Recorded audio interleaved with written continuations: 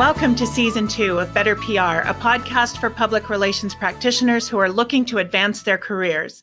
Whether you're a new practitioner, mid-career, or a senior practitioner, we'll have fantastic discussions that will reignite your love of PR. We'll also learn about accreditation in PR through the Public Relations Society of America.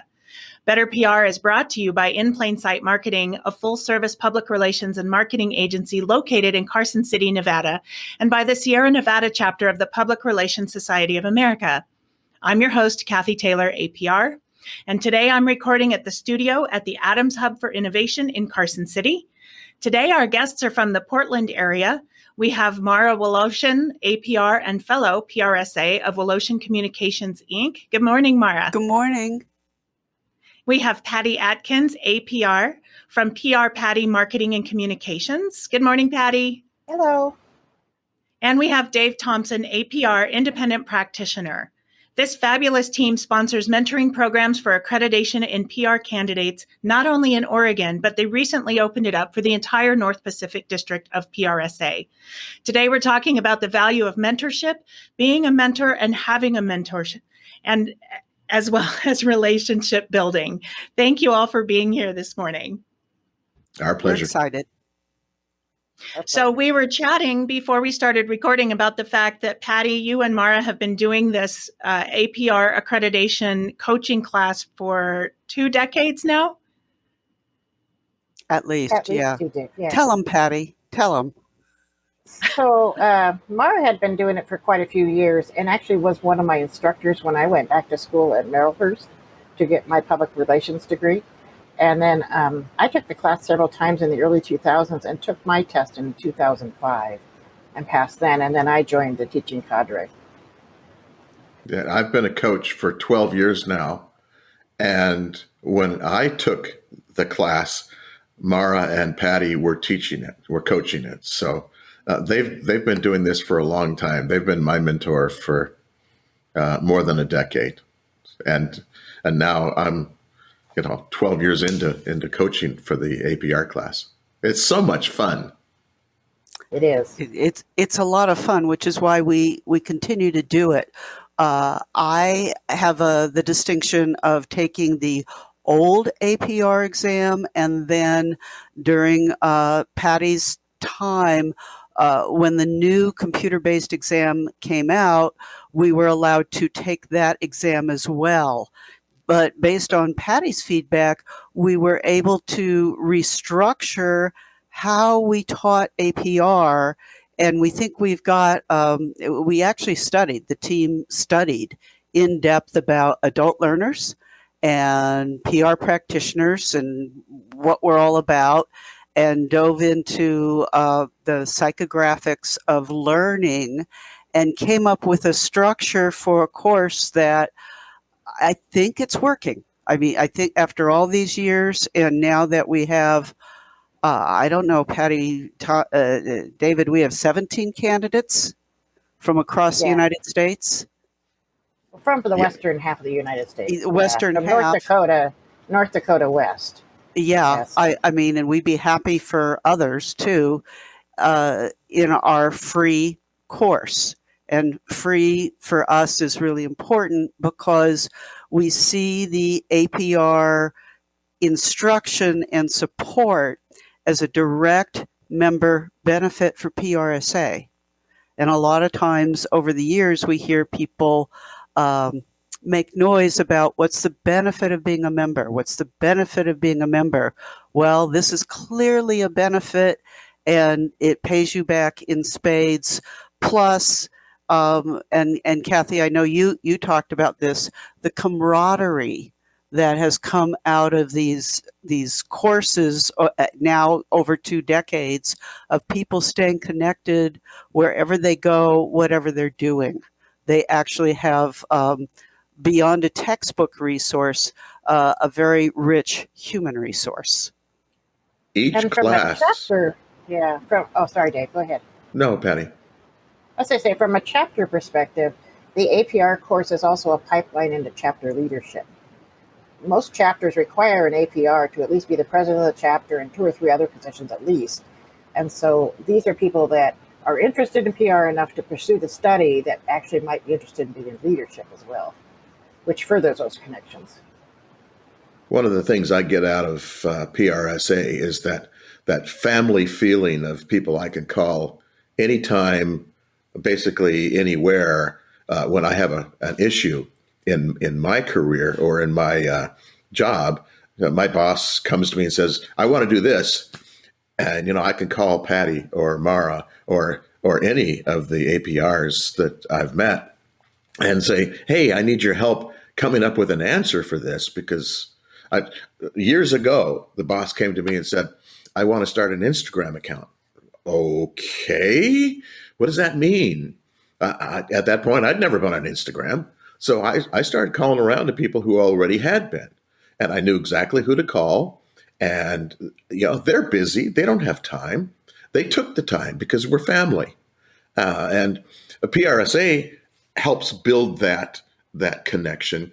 But going through the APR class together with a group of other students, working with the coaches, everybody bonds. Every year we have this group of people who are going to stick together virtually for the rest of their careers and call on each other because they got to know each other pretty well going through that multi-week, once a week, couple of hours of debating, arguing, listening, coaching, trying to figure out what all this stuff means and how we do it ethically and in a way that fulfills good community values.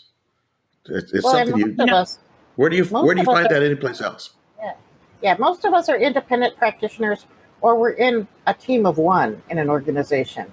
There's very few places where people understand and want to talk and debate the topic of PR, and that's how we end up creating that family. Typically, I can tell you sorry, Mara. No, go ahead, Kathy. As a guest coach in your class this year, I was so honored, first of all, to be able to sit in and kibitz on the class, but even to get to coach one of the modules. I was really struck by the relationships that you all have. And I can tell you that I studied for this with a friend. He dragged me kicking and screaming into the whole process. And we worked together every Sunday. We would do the online class during the week. And then on Sunday, we'd get together and we would do the same thing, talk and debate and kick stuff around. Right. And it really helped. But I feel this group that you have with these 17 candidates from around the region is such a gift. And I wish I'd had such a thing when I went through my APR process 3 or 4 years ago. So that's something I think you mentioned, Patti, that you're independent practitioners. And I think that the network that you have created and the relationship of trust between all of you is really a gift. It's really something outstanding. I think we've evolved because public relations has evolved to a rich number of members being independent practitioners. When we first started, there were people, most of the people were parts of companies, but again, they were a department of one, a department of three. And what often happens in this class is, because it is confidential, we respect each other's confidentiality. There's, oh my God, true confessions. Can I please tell you what happened to me this week? And hey guys, help me out. Because sometimes people just need to unload about the pressures and the responsibilities and the frustrations of work. And sometimes there's a real life problem in addition to what we're going to cover with the curriculum. And all of a sudden, you've got a brain trust. You have a comfortable, trustable, credible brain trust that you say, my boss said this, my client said that. What in heaven's name am I going to do? And it's I enjoy those. I enjoy those sessions, and obviously, I think we all enjoy doing this. We learn. And Kathy, when you talk about mentoring and mentees and mentors, it's kind of a wonderful, blurry thing, because every session, I have always learned something. Yeah, we learn as much as we share. Absolutely. That's why we do it. We love hearing about how people are solving problems in new and unique ways, including things like podcasts. I think this is really cool. And Kathy, I speak for the rest of us, but you could be a coach for life if you wanted to be. Yay! I'm in. I love it. I agree with you. I have learned so much this past several weeks. Gosh, we've been at this since March, I think. Yeah. And it is now June. I've learned a ton. And I have to say that your commitment for 20 years of doing this for 20 years is really outstanding. You are truly outstanding in your field. And I think that there's a joke about cows and fields because I'm in rural Nevada. I'll pass that up. Yeah. But I think it says a lot. Thank you. Okay, Let's not start with the jokes, okay? Because then I get very dangerous. Yeah. Remotely, well, I think right, David? Remotely dangerous. I won't, I promise. Okay, I'll stop fawning, but I do think that it is to be mentioned that your commitment to advancing the practice of public relations is truly to be marveled at and to be respected. And I'm honored to be a part of it. So thank you for that, Patti. I appreciate it. So something, one of the things that I thought was really cool that came out of our conversation so far is we are all senior practitioners, and yet we are all kind of looking at each other as mentors, as well as mentoring up and coming practitioners. And I think that's kind of a neat distinction to note that senior practitioners, we all need mentorship as well. Absolutely. It's critical. And this field changes so quickly. Everything changes so quickly these days. It changes. And what I have seen, I think I've been a member since 1989, 1988, is that, ouch.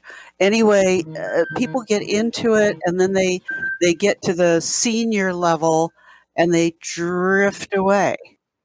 They don't do what we're doing, which is continue to mentor each other, learn from the new crop of folks coming in, and reinforce and look in a different way with our wiser, aged brains at some of the concepts behind the body of knowledge of public relations, which is a social science. So it can be an amazing experience. It's always sad when somebody has fallen away from membership or the chapter and not found their own way to be involved. For me, and I think for Dave, and I think for Patti, and now for you, Kathy, you found a very comfortable way to be involved, that you use your expertise, but your mind gets to soak up exciting new information and concepts. I try to involve older or senior practitioners in the readiness reviews as like panelists and stuff. But often they don't have enough time for that. It's just they're busy building their practices and working. One of the things that our chapter here, the Sierra Nevada chapter, is doing is they have created a senior practitioners roundtable group. One of the practitioners felt that the offerings that the chapter was doing was more geared towards younger practitioners. And so they kind of created this little splinter group, which is great because there's additional information to be had. And so what we're trying to do now is bring it all back in under the same umbrella, because we have such a wide range of practitioners in our chapter that we can all benefit from all of the information that's put out there. What kind of advice would you give to a chapter that's looking to create programming that appeals to all age groups of practitioners, all levels? This is exactly what strategic communications planning is all about. Let's identify the different audiences. We don't have one audience of members. We have multiple audiences of groups of members, each of which has its own needs and its own way of communicating. So naturally, when you look at any chapter's professional development offerings, they typically run for the stuff that's low-hanging fruit, easy to produce, like Meet the Media or How to Be Interviewed or Basic Crisis Communications. But this, as you just pointed out, Kathy, the senior leadership or the senior members have a different need. Therefore, they should be treated as a different audience. And the people who are doing the professional development programming should be using their strategic communication skills to not only identify the audience, but figure out what those needs are through situational analysis. Most of us who are moving up into the mid or higher levels of our career, or later levels, I should say, we need higher for me, later for you. we need budget Did I experience. say that? We need practice in creating a budget, maintaining a budget, managing budget, reading a budget document put forward by the COO of our company. We need leadership training. We need training in how to be a mentor.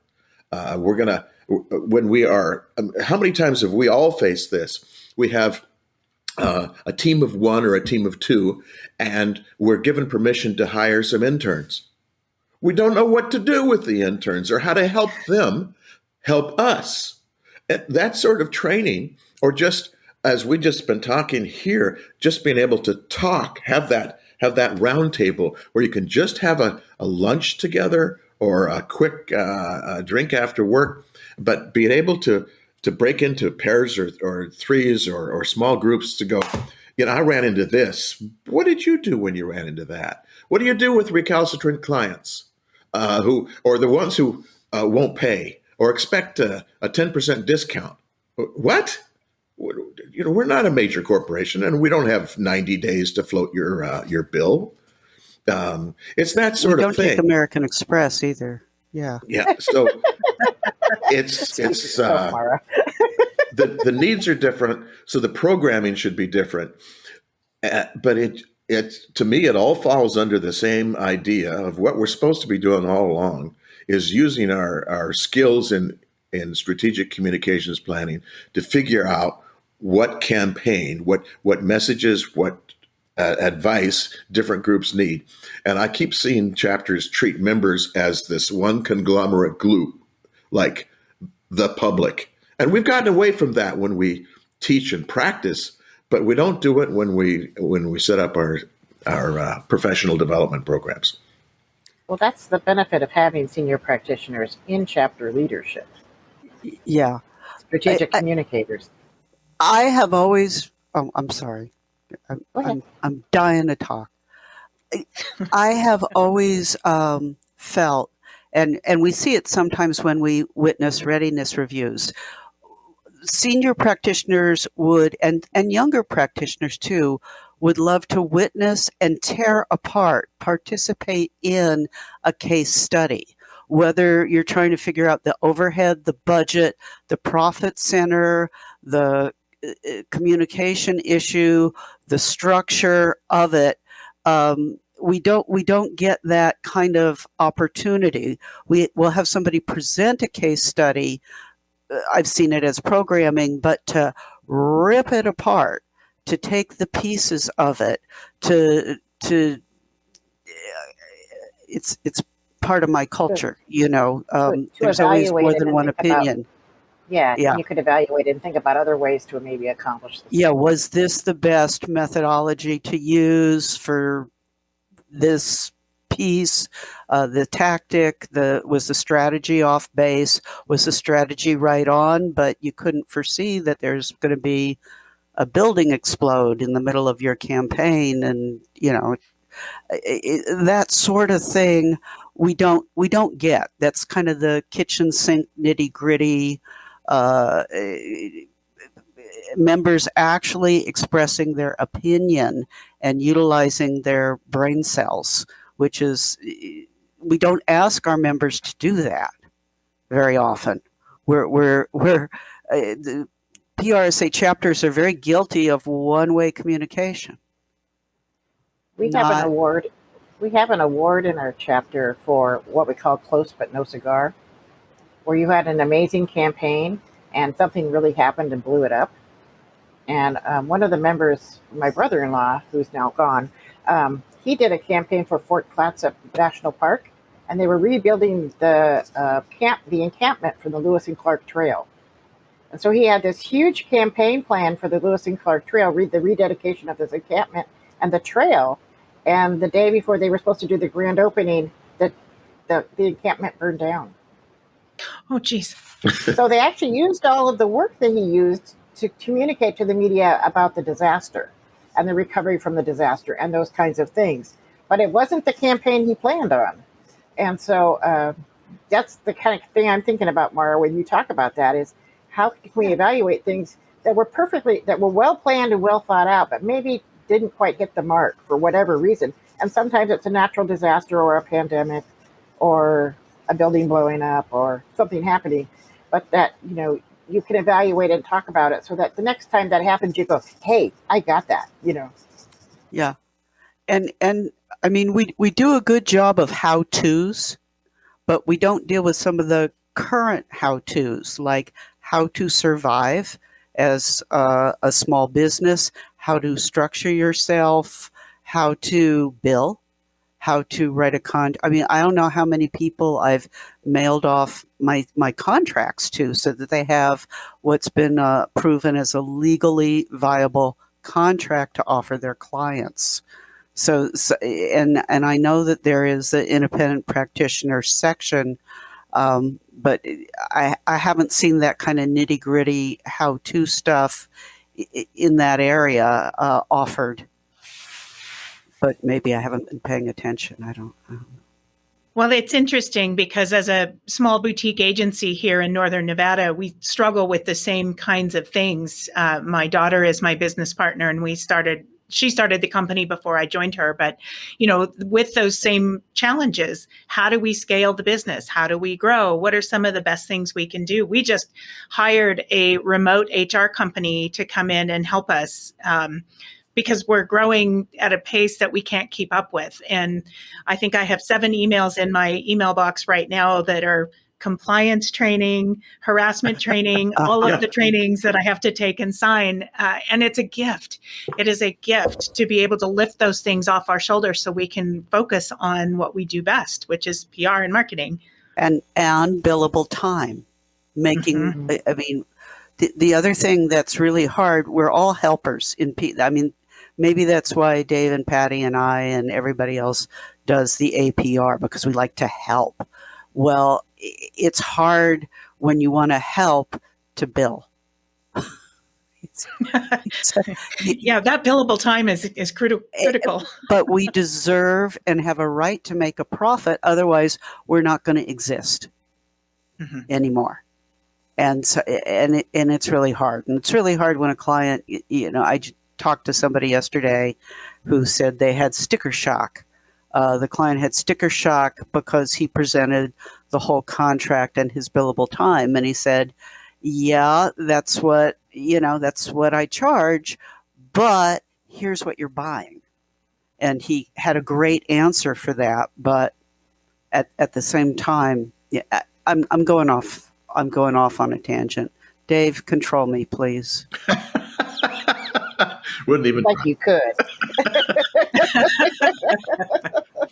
Well, let's do this. Let's close off our communication today in talking about the value of accreditation. How has it helped you all in your careers, and why would you encourage someone who was at a point in their career? One of the things we're trying to do in the Sierra chapter is to encourage our younger practitioners to take advantage of this amazing thing, so to help them build and advance their careers over time, because we see, as you see, the value that it gives to the profession, the elevation that it gives to the profession, and our credibility at the table with decision makers. So if you could each quickly talk about how the APR helped you in your career and what advice you'd give to a practitioner with the minimum of 5 years and plus in practicing. We'll start with you, Dave. Okay. My background, my degree in college was in mathematics.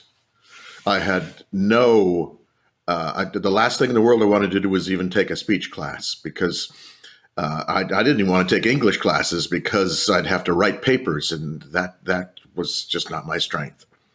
Fast forward a number of years, and I'm working as a research scientist in computer science. This is in the late 1970s, so it's a very long time ago. And I realize I'm just not happy. There are no people in my life. My job at that time is to publish papers, and it doesn't matter who I am or what I know, it's all about publishing papers, and there's no people in my life. And I started looking around. I was having my midlife crisis early, and I had to figure out what I wanted to be when I grew up after going through all of this other stuff that perhaps was not the right stuff for me. And make a long story short, I jumped, talk about midlife crisis, I jumped and became a television news reporter out of the blue.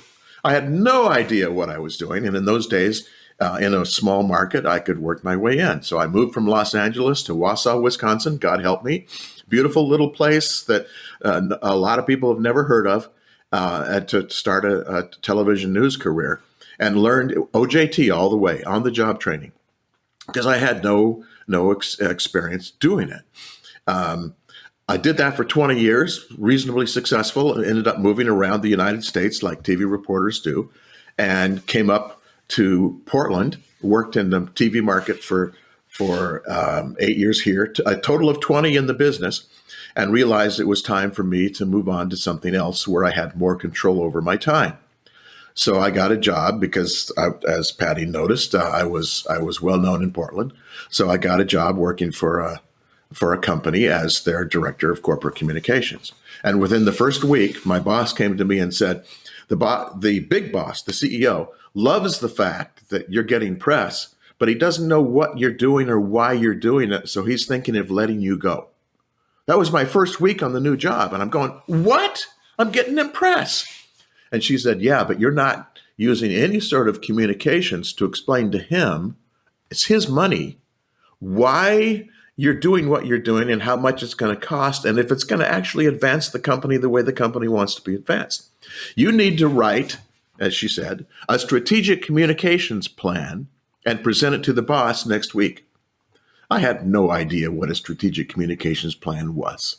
So I went home and started studying and realized I didn't know anything about public relations any more than when I started 20 years before I knew anything about journalism. On-the-job training wasn't going to get me to where I needed to be. So I really worked over the next couple of years to study it on my own. And it took literally 9 years and changing jobs to work for a state agency before I had the time and the commitment and the understanding to take the APR class and then realize that I had some generally decent gut instincts, but not always. And I wouldn't know when I was good or when I was bad. And I had no idea about evaluation. And oh my God, the entire APR process, not just getting it finally, but the process we went through in this class taught me so much. It profoundly changed everything I did in my job. I was taking this stuff back the next day after our class and using it at work. And my work was better. My team's work, by that time, I was one of the bosses, and I was leading them poorly.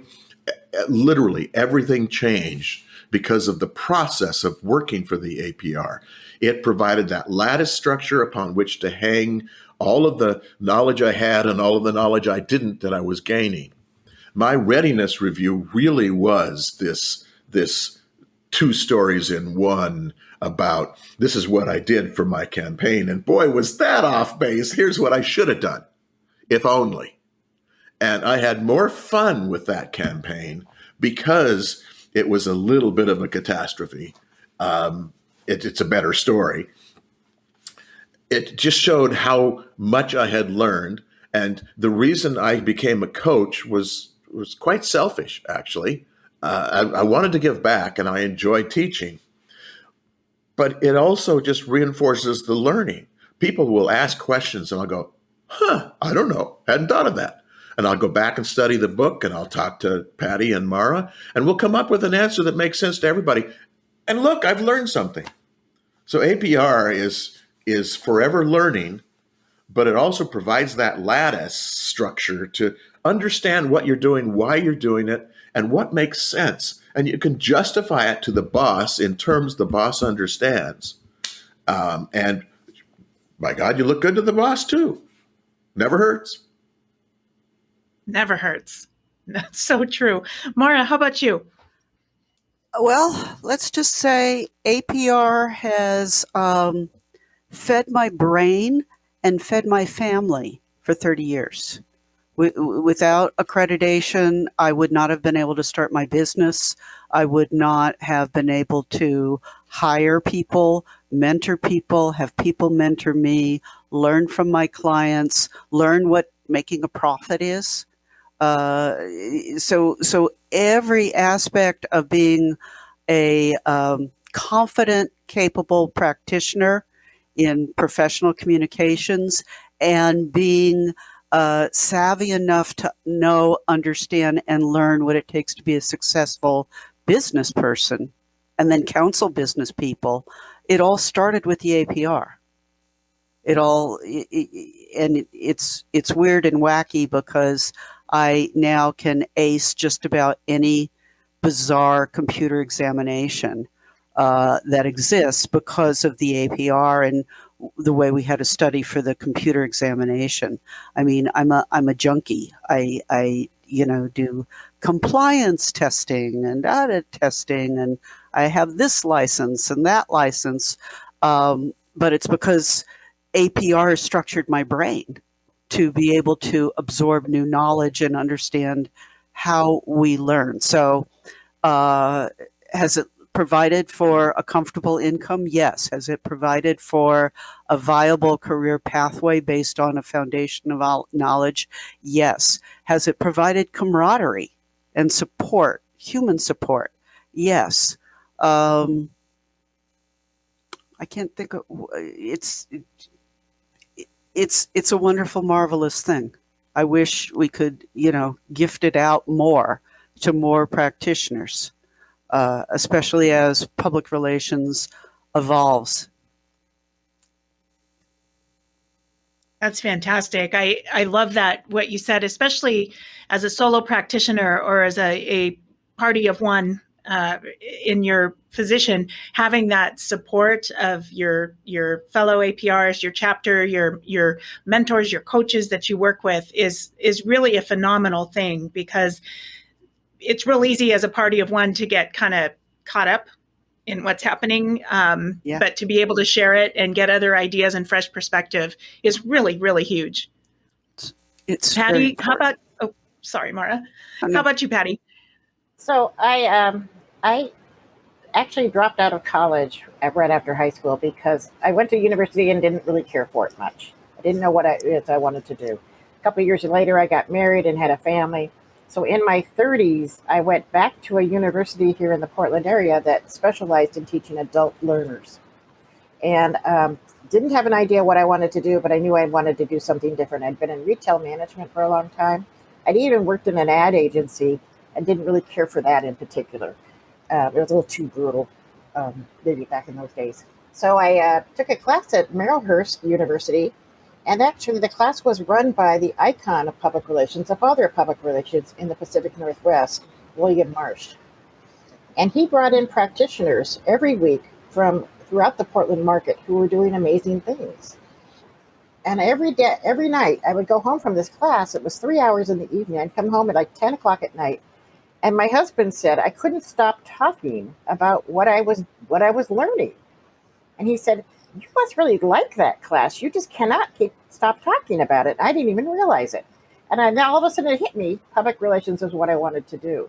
So I actually benefited from the fact that I went through a public relations program. So I learned a lot of this stuff, but I learned it from people like Mara and other leaders in our chapter. And in fact, Mara was my internship director at Marylhurst.